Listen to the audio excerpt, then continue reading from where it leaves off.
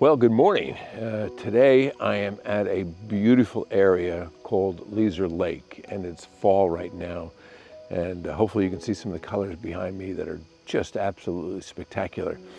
But I'm here with something different today, and that is the 150 to 600 millimeter lens. And I have to tell you, I've snapped a few shots already, and I am extremely impressed.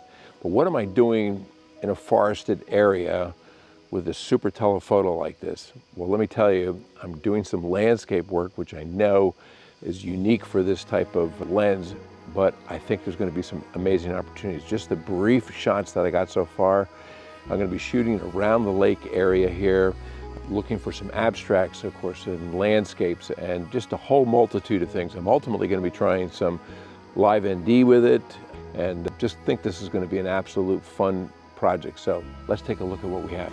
I'm working my way on a trail that loops around the lake. A little difficult from the standpoint of being loaded with lots of rocks, roots, and of course leaves, but what a beautiful time of the year. As I mentioned, it's fall. There's some amazing scenery along here. Let's take a look and see what we can find here. So I made my way up to the top of this beautiful lake, and as you can see, I've got some incredible overcast skies right now, but it's giving that moody effect. And I think it's going to work well because, like the yellows that you see around here, I think it's going to help make it pop. What I'm doing is I'm trying to get some compression and finding different vignettes along the way. There's a couple spots that are down here, as you can see from the recording I'm doing on the camera, to give you an idea of what I'm trying to catch. And I want to share with you my settings. What I have this at, I'm using manual, but again, that's up to you. And then I have mine at a 25th of a second, and the reason I'm down that low is, well, number one, because I'm on the tripod. Number two is I want to get a little bit of depth of field, so I'm shooting at F8. I'm at ISO 200. I'm about a third of a stop under, just so I don't get any blowouts, which I don't expect to. So let's take a shot. I'm using the remote control to do this, and I think I've got something that looks interesting. Let's do a few more experiments with some other shots around here.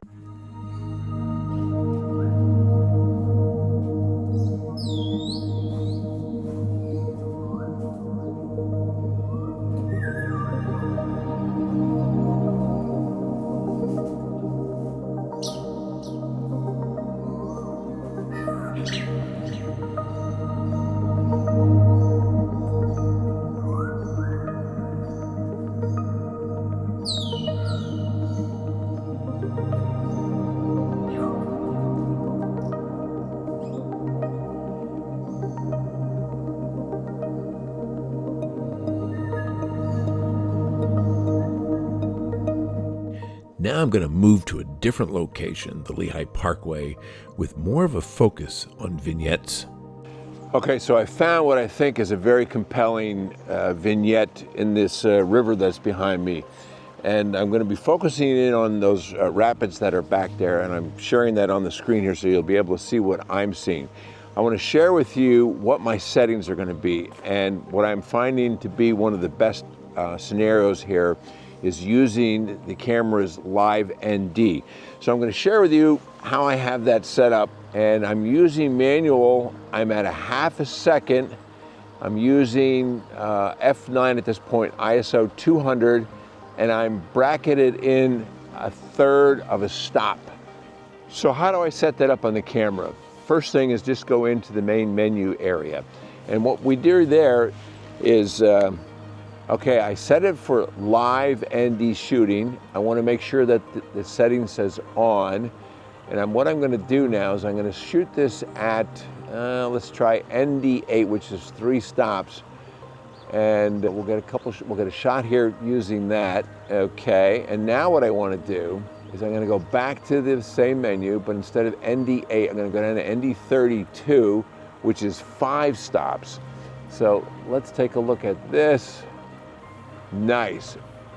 And what I'm going to do one more time, I'm going to go back to the main menu, and I'm going to put this on ND 128, which is 7 stops. And let's take a look at the results of this image. This is going to be about a 2-second shot here. And let's do a preview.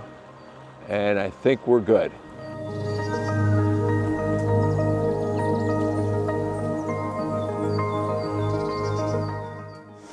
So today I'm at an area called Childs Park, and it's in the upper part of the Delaware Water Gap.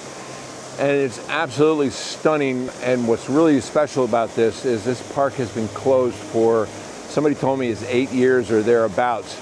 And it's one of the prettiest waterfalls up in the area at the Delaware Water Gap. So today, as you can see, I'm shooting again with the 150-600 lens on here. And again, people saying, well, why are you using that for waterfalls and landscape? I'm going to be doing vignettes again. I'm going to take little segments of the waterfalls. I'm going to show you a couple clips on here of what I'm trying to focus in on. And then I want to try to just capture small components of that. I'm going to shoot in high res, which again will give the appearance of a slow shutter speed. And then I'm also going to be shooting with the camera's live neutral density filter. So what I'm going to try to do is just find different locations in the waterfalls and just focus on that. And it's amazing the beauty that you can see when you're looking at just little small segments of that. Let's take a look. When I first thought about using a super telephoto lens like the OM SYSTEM M.Zuiko 150-600 millimeter for landscape photography, I wasn't sure if it would really suit my style. But after a few weeks of putting it to the test, I'm convinced it's definitely earned a spot in my camera bag. This lens has truly changed the way I see and capture landscapes.